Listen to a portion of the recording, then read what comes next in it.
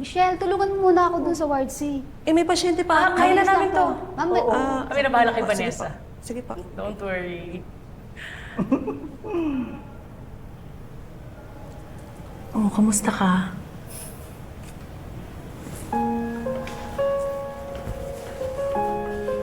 Anyari, Bes, parang lobat ko today. Sabihin mo sa amin, anong nararamdaman mo? Gusto ko na umuwi eh. Gusto ko na mayakap si Mikay.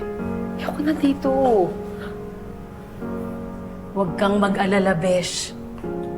Malapit mo nang makasama si Mikay. Nagbigay na ng decision si Judge Valerio kaninang umaga. Napasura na ang kaso laban sa'yo. Ano? Kasi pinaboran ni Judge yung motion to quash na final namin. Kasi very strong yung alibi mo na nasa ospital ka nang nangyari yung krimen. Kaya imposibleng ikaw yung gumawa nun. Aha. Circumstantial lang din kasi yung evidence na kwintas mo. And it doesn't directly prove your involvement in the crime. Luri, salamat na hindi ako pinabayaan. Kaya pwede mo nang itigil to. Hindi mo na kailangan magkungwaring bali. No.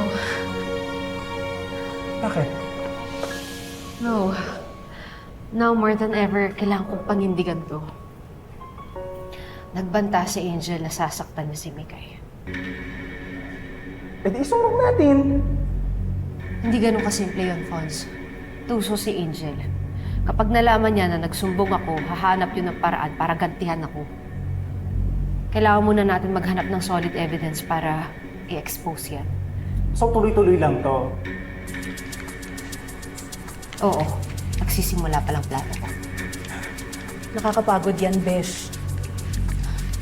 Pero mas nakakapagod maging tanga, uto-uto. Hindi lang ikaw ang ganyan. Pero hindi dapat ako naging ganito eh.